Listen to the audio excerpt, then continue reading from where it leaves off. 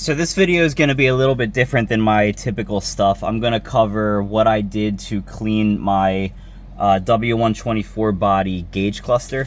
You should probably be able to follow the same video if you have a 123, a 201, a 126, other Mercedes cars from basically the 80s into the early 90s. So you can see mine, there's a bunch of, I don't even know if that's mold, moss, something. It shouldn't be there. It should be pretty easy to clean.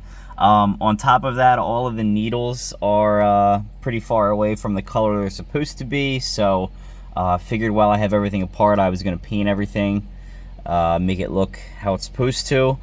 In addition to that, the odometer doesn't work, or the trip odometer, none of it works. I already made a video covering how to fix this. I'm going to link that above right now. But if I find anything different when I pull this apart, then I might include a little tidbit. There's some kind of like stain on the front there in that area. You can kind of see that. I tried wiping that off and it didn't do anything, so not really sure what we're gonna find there, but here we go. You guys are gonna have to ignore how dirty my car is, because if you haven't seen my other videos on this car, I'd like to remind you that I just dragged it out of a field and I'm trying to get it running.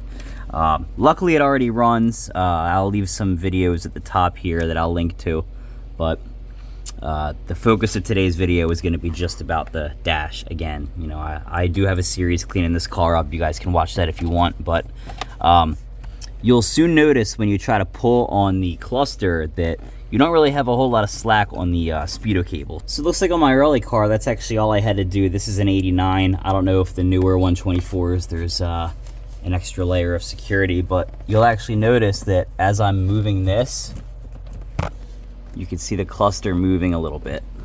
So we're gonna go back up here and we're gonna give her a go. So to take this apart, you're gonna need probably 2 hands, and I think you're gonna need a small wrench to loosen the oil pressure sender, because they're still mechanical on the 124. You don't have to take this off. My car is just missing it, so ignore that. But basically, to start pulling this out, I like to take both hands here and just very gently start to kind of wiggle it a little bit. I guess it's in my favor that my car is missing this, because now I kind of have something else to pull. And again, be very careful when you do this.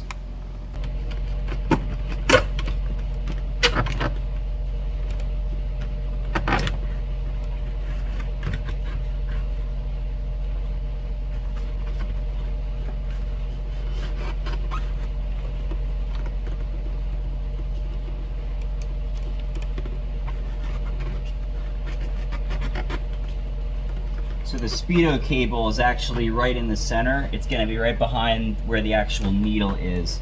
So what you want to do first is reach behind there, and you should be able to unscrew it by hand.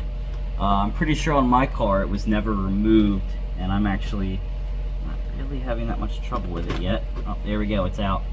I'm going to lube that up with lithium grease before we put it back in too.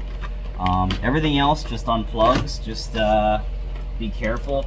Learning something new every time I tear into these cars. Looks like the economy gauge on this is actually just a vacuum gauge. I wonder if it'll double as a boost gauge if someone were to ever turbocharge one of these.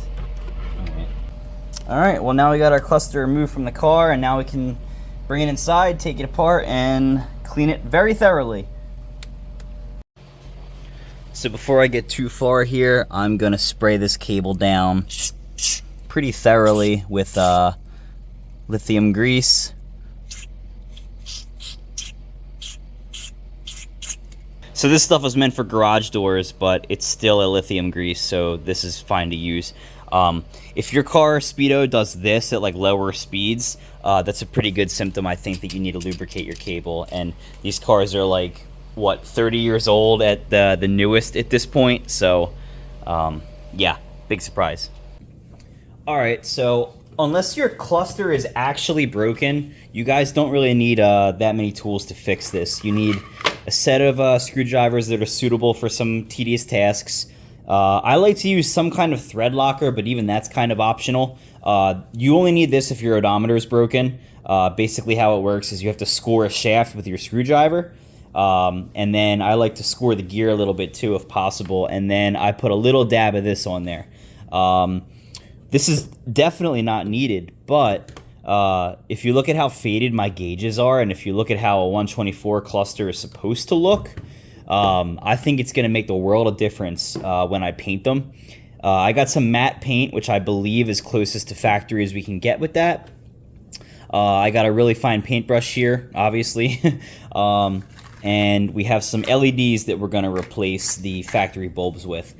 Before I sit down and tear this apart, I actually want to share this real quick because you'll burn out your cluster if you don't listen to me, so do not skip this part. So, all right, here's what we're going to do. I got to tear this apart real quick to show you guys what I'm talking about. And again, don't skip this. It's really important, and I don't want you to burn out your cluster. I learned this the hard way on my 123, and I had to resolder part of it. Okay, so here's our LED. Here's our stock bulb that we just pulled out. So I'm going to go in close, and hopefully it refocuses here. Yeah. Okay, so see how these bulbs have one pin on this side and one pin on this side? And see how our new bulb has 2 pins on each side?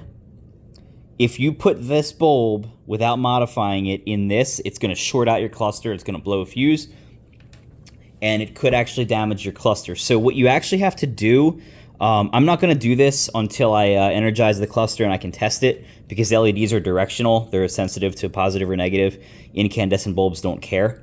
But basically what you have to do is you have to pull this little tab back so it's only on the one side. This upgrade is going to make your cluster easier to see at night. This is particularly useful if you have any interest in seeing your gauges at night. So yeah, just a quick little lesson there. Very important, but without further ado, let's tear into this thing.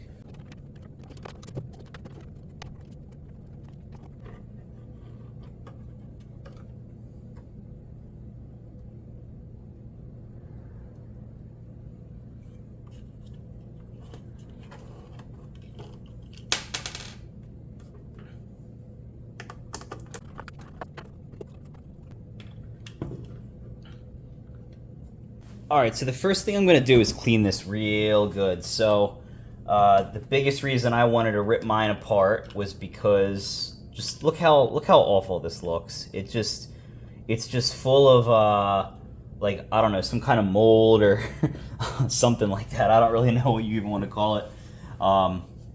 So, I'm not sure how this is going to work here, but, you know, clean at your own risk. But I'm going to try this Clorox wipe very gently.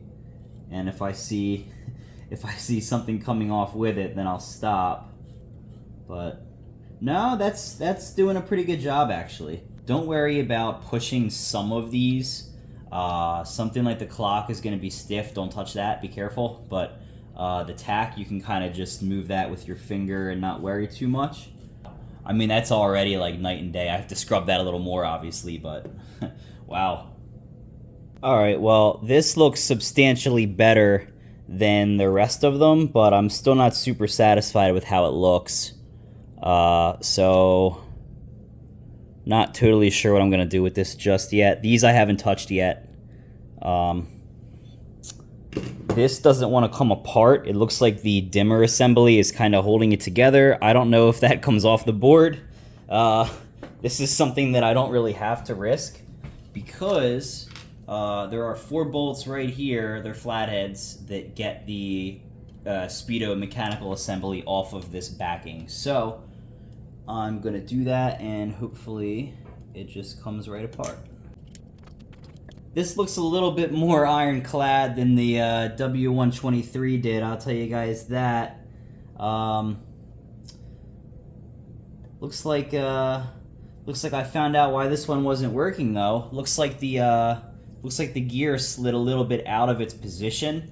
On the 123, I actually went a little deeper into this. I tore the whole thing apart and I explained why it doesn't work. So in the description, I'm gonna also link that video so you guys can see it. Oh, actually, no.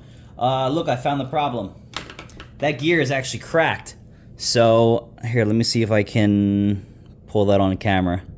You see it right there?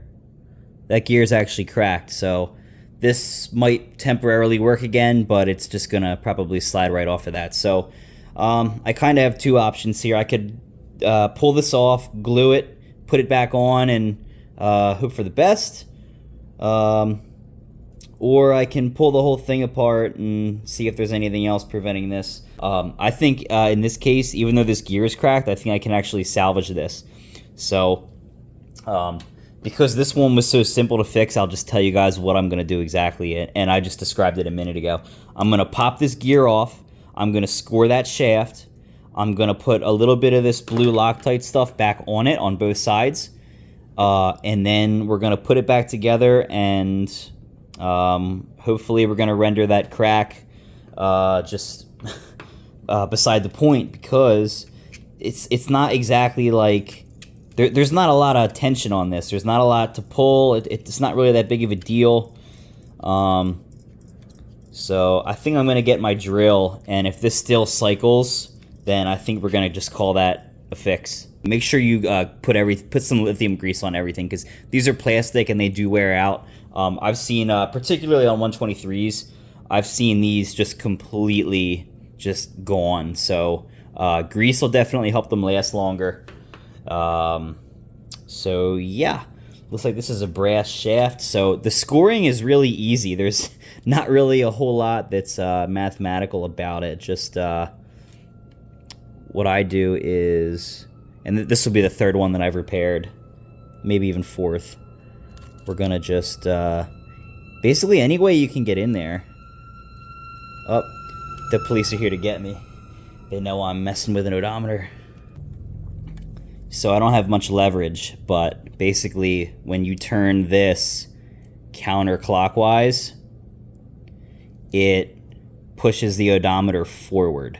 And I believe as a counterfeit measure, if you turn it backwards, it breaks it. I believe that's how these work. But we don't have any interest in doing that. We want to advance the mileage because we want to kind of make up for the lost miles. I think it's safe to say I've driven this car a couple miles, so we're just gonna turn that up a little bit. And it's really nice to see that everything is working as nice as it is too. So you kind of get to like test the mechanism by doing this. All right, I think that's enough.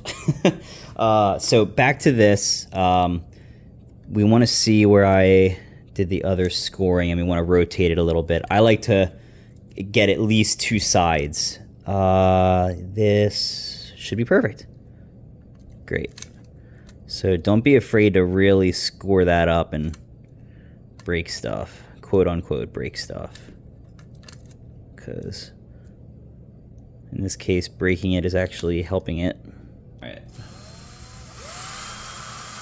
The reason I did that after gluing it was because you want this to turn a little bit. That way, if you did get any thread sealant somewhere you shouldn't, it has much of a less chance of hardening in the wrong spot. Because if that trickles down the shaft and it gets into the gears, then you could cause some pretty serious issues. Alright, well, not my ideal fix for the odometer gear because it has the crack in it, but it's easy enough to get this apart, so if we have to revisit this, we will. So I'm going to move on now to cleaning it the same way I am the others.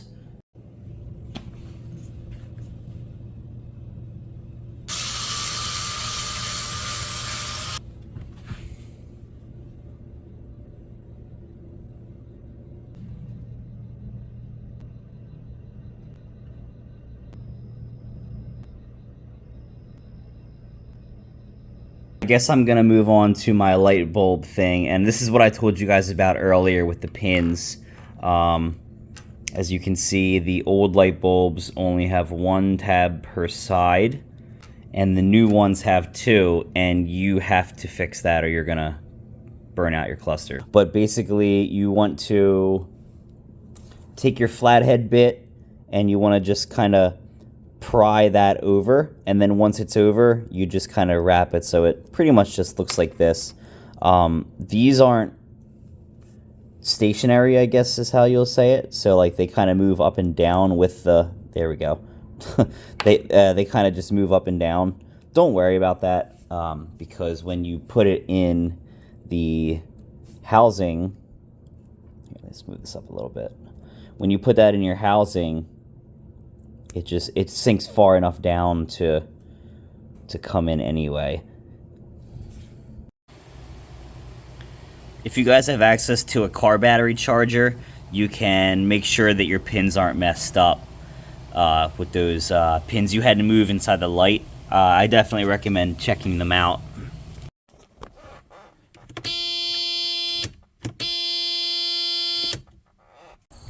Alright, so it's like a week or two later. I've had the gauge cluster back in the car for a little bit now. Been able to put some miles on it and just make sure everything works. We have two issues left to fix. So one you already knew about. I was waiting for that screen to come. The other issue is actually with the trip odometer. So when you push on this to reset, it doesn't really do anything.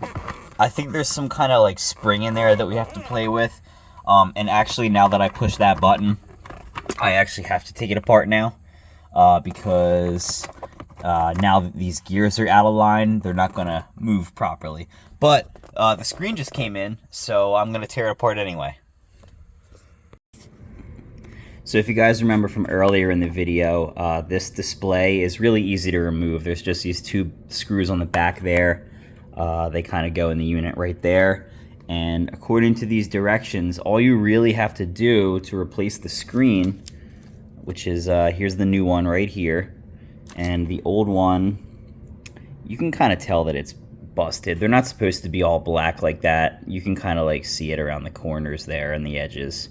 But basically all you do is take out these two front screws and then, well, let's just see what happens. I guess there's some kind of like electromagnetic thing going on here because there's just these pins, and then you can kind of tell what's going on here.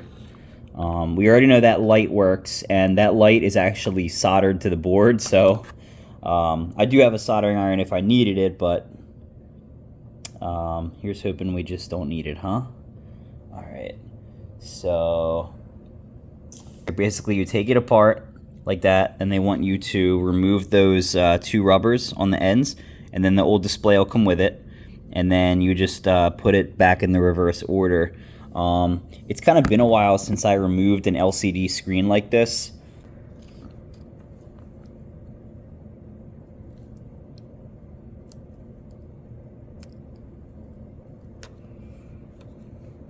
I'm assuming these are directional and that the order of them matters.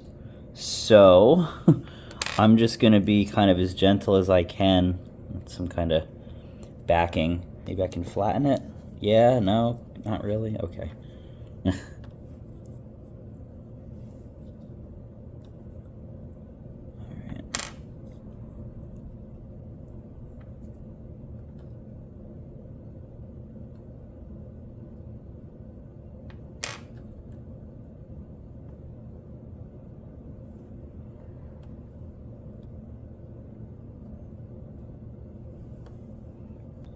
There we go. Alright. The old screen looks quite worn out. So we'll see if we can put this new one in and get everything working again.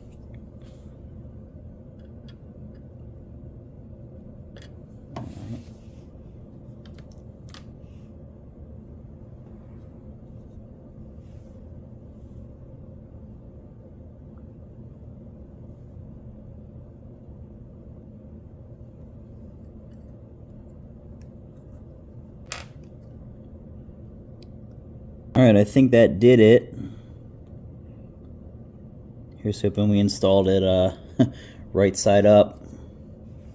I think it only went in one way, so not really too worried about that. Let's see if I can fix that trip odometer. I'm hoping that's an easy fix too. but I've actually never had to fix those before on my other old Benzes, so I don't know what I'm gonna find. What I'm hoping is it's just some kind of spring. So I think I actually found the fix for my trip odometer. So I noticed that the second you take this out of this housing, it works fine, but as soon as you bolt it back up to this, even a couple bolts, you have problems with it. So, all right, it's gonna be kind of hard to demonstrate this, but I'm gonna try. All right, so in order to, you can actually safely push these and move them as long as you are pushing this in as far as you can. So we're gonna very gently move these to some random ass numbers, and I'm gonna demonstrate the issue. I'm trying to go a little more random than that so you could really see this. All right.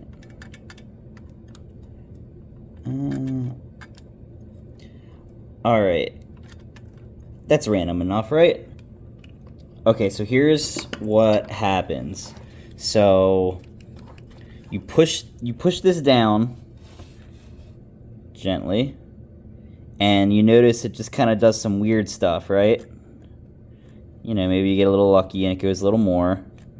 So now we're gonna look at this side, and I'm gonna show you guys what's going on, so maybe you can fix yours. I sat and thought about this for a while, and basically the reason that you're having this problem, if your trip odometer doesn't work, is it's because of this arm right here. I think they just bend over time of people using them, because right here, specifically this part, is under a lot of stress to push that lever up. So what you can do to care for this going forward is whenever you press this, just go slow with it instead of really fast. It'll put a little bit less stress on that lever. But as far as testing it, here, let me show you guys. So I think I got it working. We won't know for sure until we put it back in the housing. But here, let's kind of do our best to rest that. And we're gonna just, here, you need two hands so you don't break anything. We're gonna push that in, and we're back to normal there. So I think we're gonna be good to go.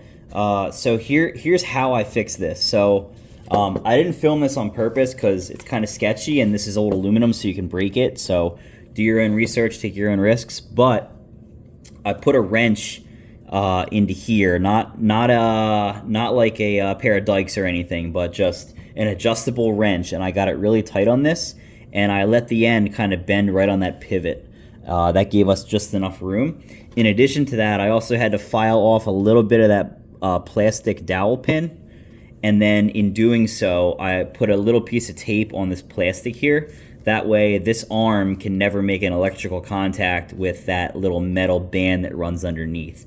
I'm pretty sure nothing would happen anyway, but we're not going to take that chance here. All right, fingers crossed here. Nice. Also, I do want to point out that if this actually was 80 degrees Celsius, I think we'd be like in some serious trouble here. So as a matter of fact, I think this is actually proper because it's 80 degrees Fahrenheit in here, and the neighbor appears to be shooting off fireworks or guns, not really sure which. But yeah, I'm gonna just leave that alone, I think. All right, so we put some miles on. Let's see what we get here. Nice.